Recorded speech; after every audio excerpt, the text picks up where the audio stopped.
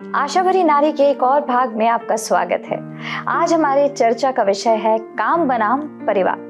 बहनों, 1960 के दशक में शोधकर्ताओं ने भविष्यवाणी की थी कि 21वीं सदी तक हमारे पास हर परिवार में काम करने वाला सिर्फ एक ही व्यक्ति होगा जो हफ्ते में सिर्फ 20 घंटे काम करेगा।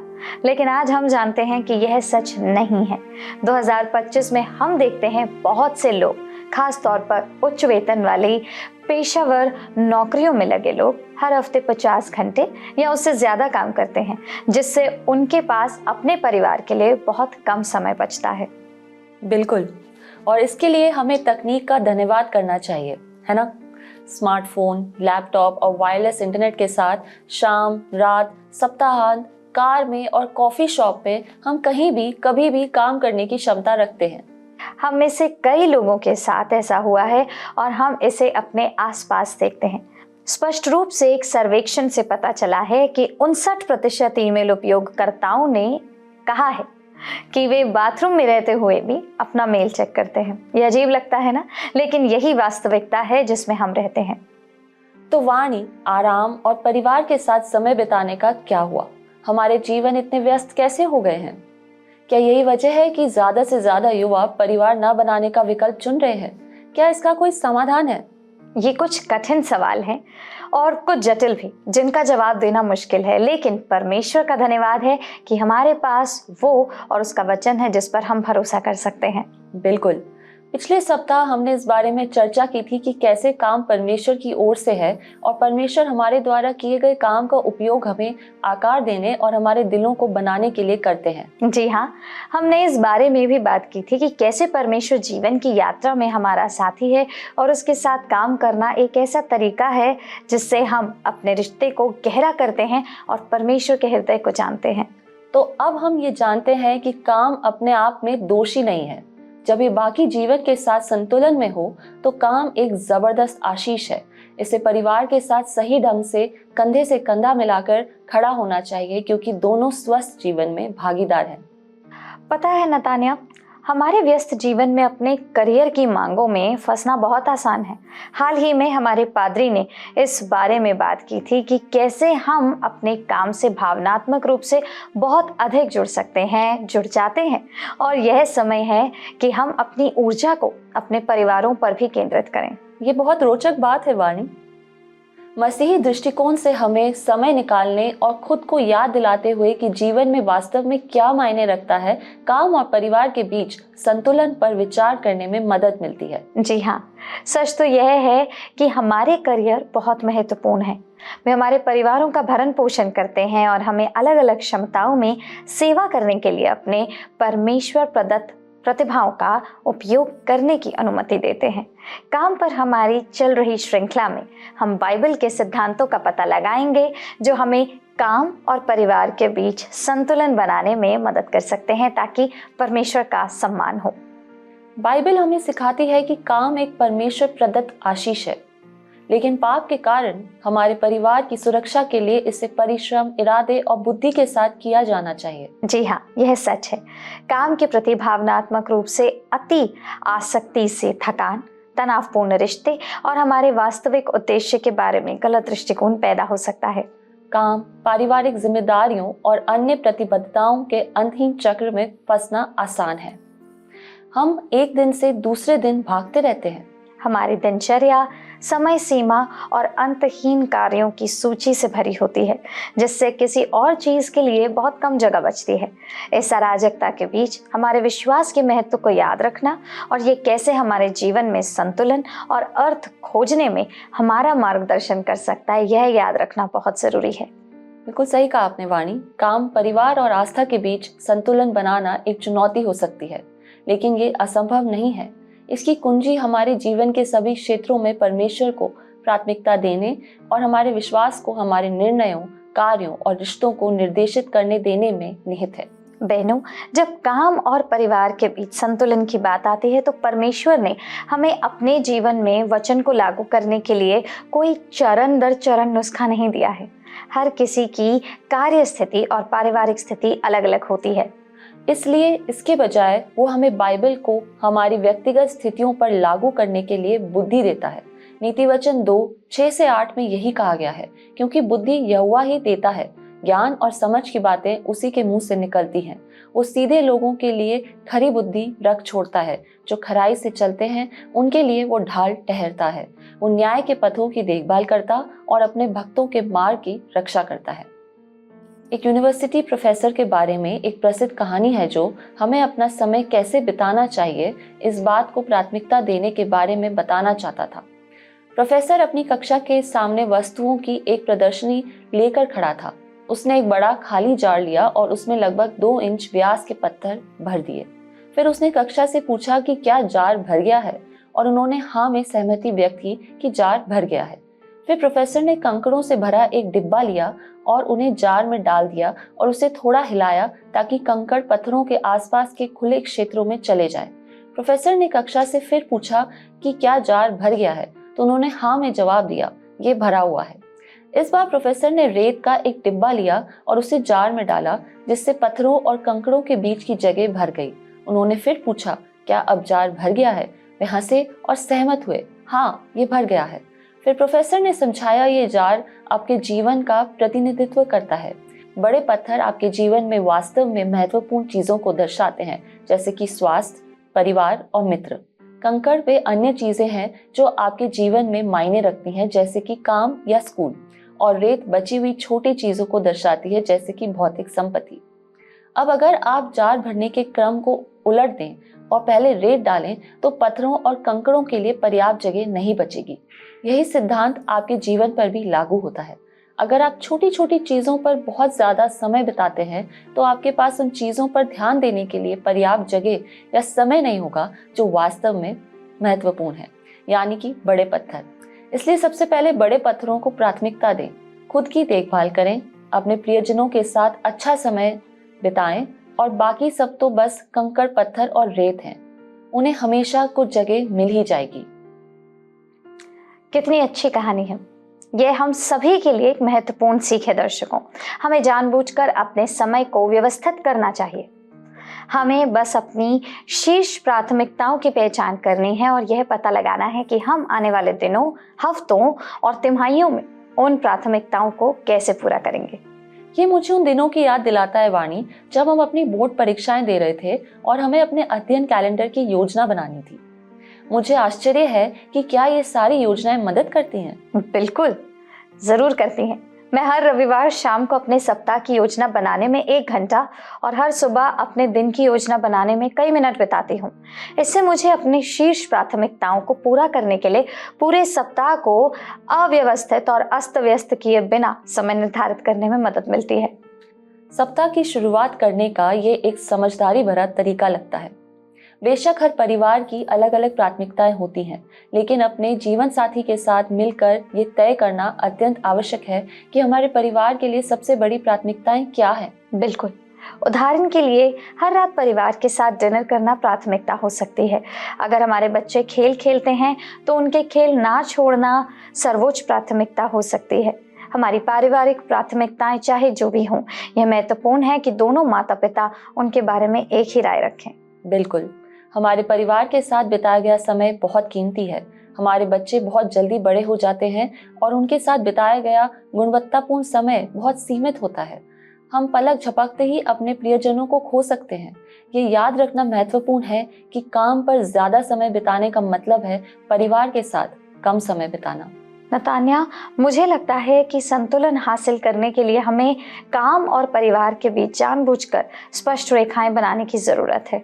इसलिए जब हम एक परिवार के रूप में एक साथ खाना खाते हैं या हमारा बच्चा हमसे बात कर रहा होता है, तो हमें कुछ काम करने की कोशिश नहीं करनी चाहिए। बिल्कुल, काम आसानी से परिवार के समय में बाधा डाल सकता है। इसमें ईमेल या फोन कॉल जैसे वास्तविक कार्य शामिल हैं, लेकिन इसमें मानसिक स्थान भी शामिल हो सकता है, जिसे काम की समस्याएं घेर लेती हैं जब हम अपने परिवार के साथ होते हैं। हमने से कई लोगों को देखा है जो छुट्टियों में काम के ईमेल चेक करते रहते हैं और काम के बारे में सोचते रहते हैं, जबकि उन्हें अपने परिवार के साथ समय बिताना चाहिए। जब हम काम और परिवार के बीच संतुलन बनाने की कोशिश करते हैं, तो आइए हम चर्च में संगति और सेवा करने के समय की अनदेखी ना करें।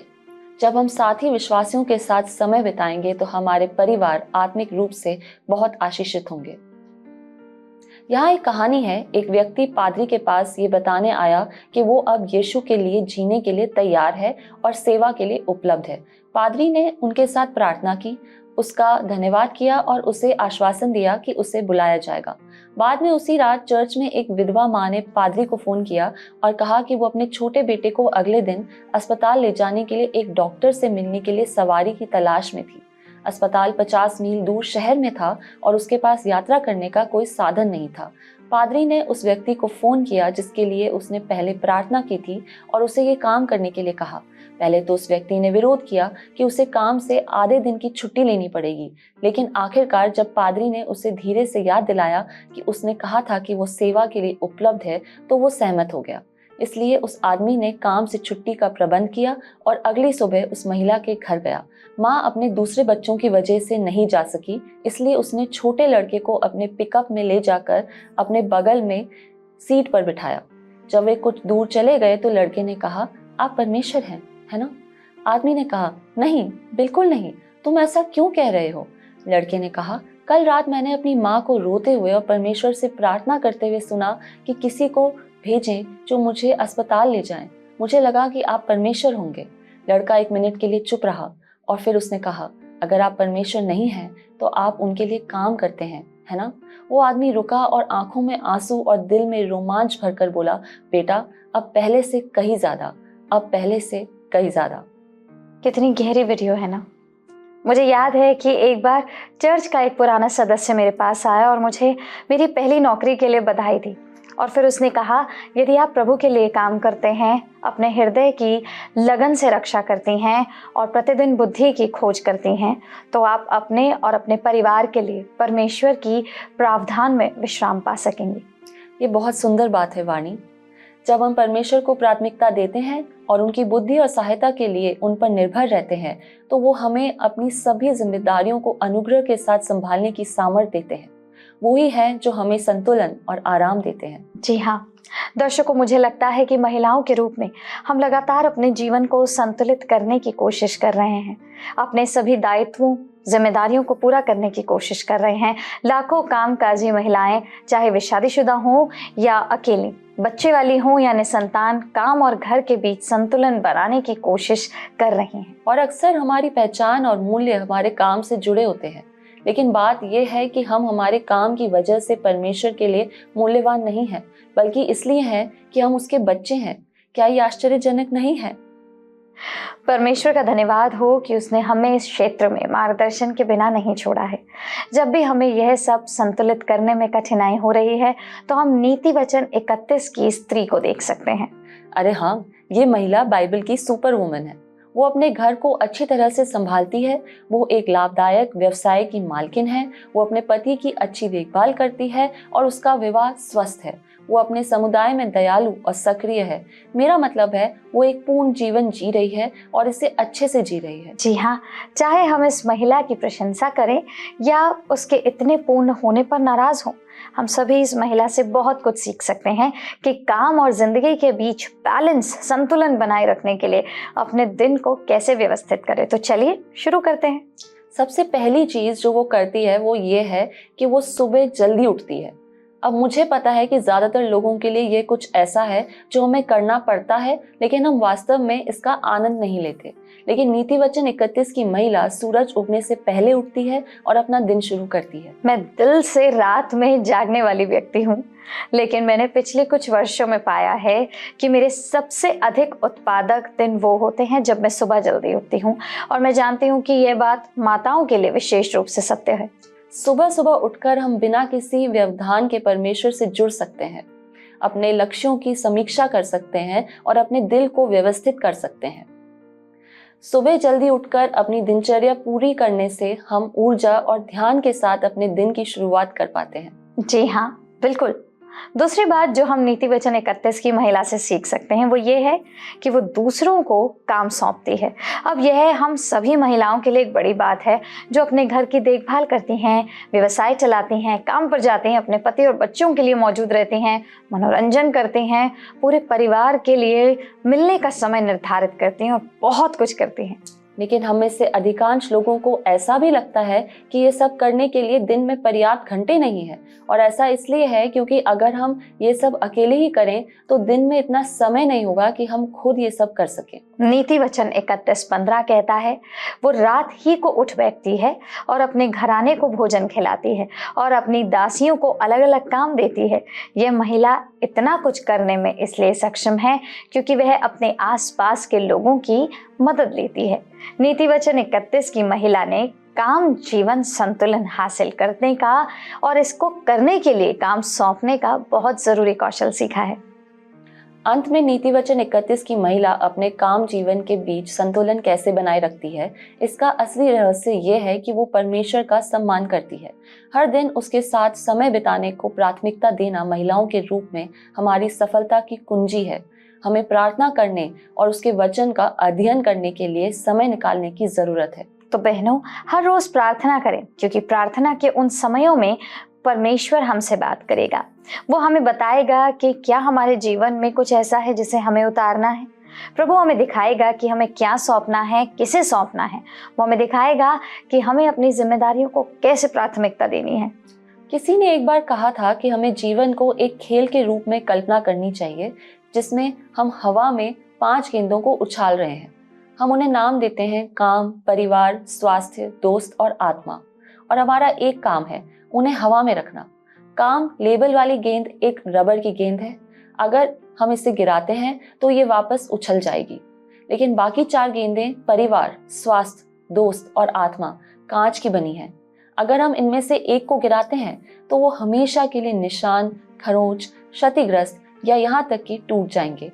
वे कभी भी पहले जैसे नहीं रहेंगे। हम में से कुछ लोग उच्च पद पर हैं, उच्च वेतन वाले करियर में हैं, जबकि हम में से कुछ ने घर पर रहकर अपने परिवार का पालन पोषण करना चुना है।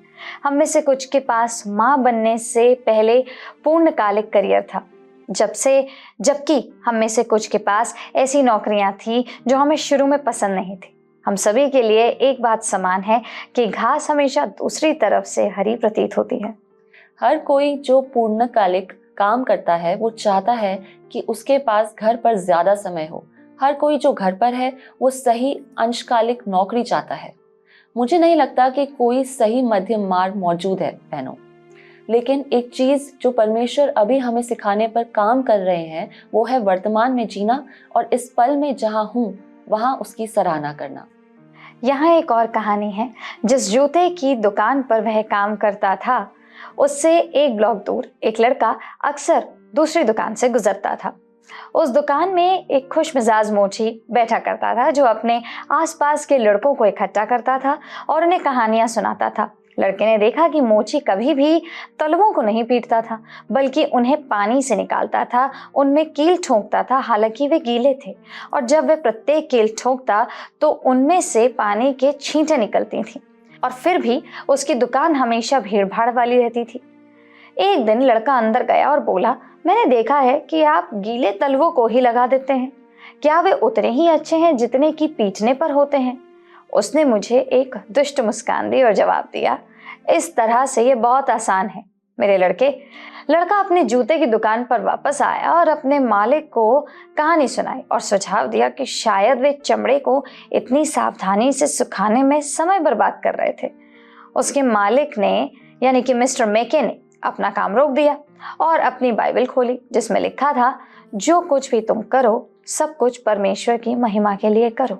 उन्होंने कहा, हैरी, मैं सिर्फ अपने ग्राहकों से मिलने वाले पैसों के लिए जूते नहीं सिलता, मैं यह परमेश्वर की महिमा के लिए कर रहा हूँ। मैं उम्मीद करता हूँ कि मैंने जितने भी जूते ठीक किए हैं वे सब मसीह के न्याय आसन पर एक बड़े ढेर में रखे जाएंगे, और मैं नहीं चाहता कि उस दिन प्रभु मुझसे कहे, डैन, यह एक घटिया काम था, तुमने यहाँ अपना सर्वश्रेष्ठ प्रदर्शन नहीं किया। मैं चाहता हूँ कि परमेश्वर कह सके, शाबाश अच्छे और वफादार सेवक।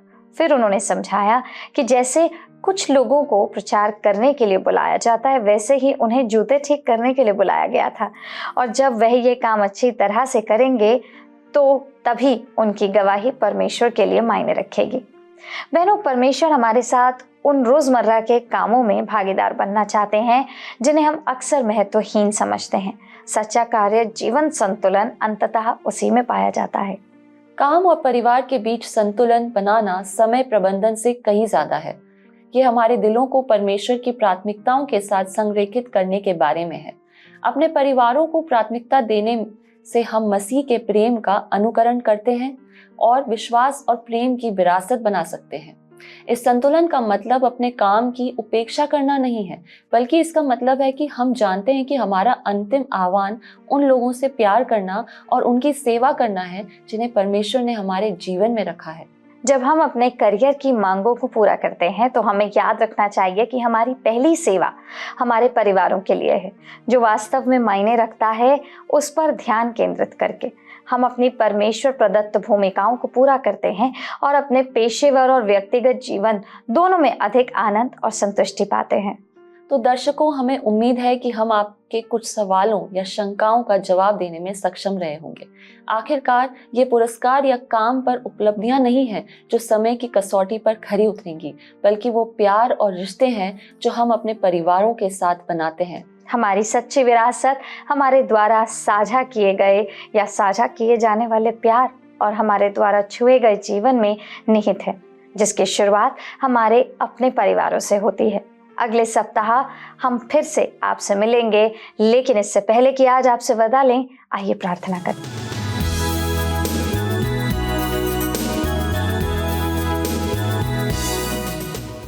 आइए हम प्रार्थना करें।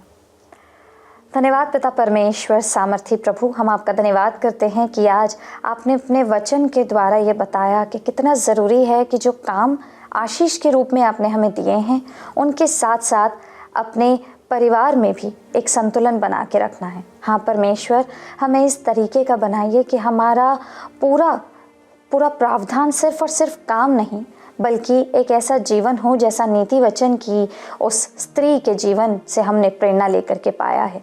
पिता, हमें ऐसी स्त्री बनने में मदद करिए जो अपने परिवार का प्रबंधन भी अच्छा करती हो, जो अपने घर वालों की देखभाल भी अच्छा करती हो, जो अपनी पारिवारिक पृष्ठभूमि पर भी कुशल हो और अपने काम के प्रति भी बहुत ही अच्छा कौशल रखे। हाँ पिता, ताकि जब आप हमें देखें तो आप ये कहें कि वाह मेरे प्रिय पुत्री, वाह मेरे प्रिय पुत्र। पिता परमेश्वर, जितने काम आपने हमें दिए हैं हम उन्हें न्याय के साथ और बहुत ही उत्तम बातों के साथ पूरा करने वाले बन सके। जो कार्य आपने हमें सौंपे हैं उनको बहुत ही अच्छी तरीके से पूर्ण करके आपके नाम को रोशन करें।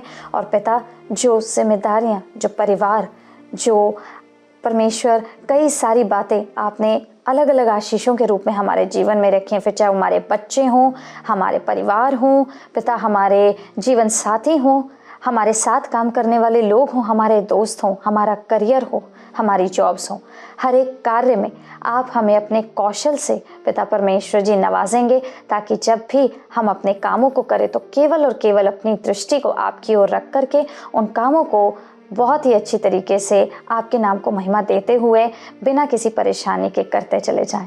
धन्यवाद करते हैं आज हमारा मार्गदर्शन करने के लिए पिता। इस प्रार्थना को अपने उद्धारकर्ता यीशु आपके नाम से मांगते हैं, आमीन।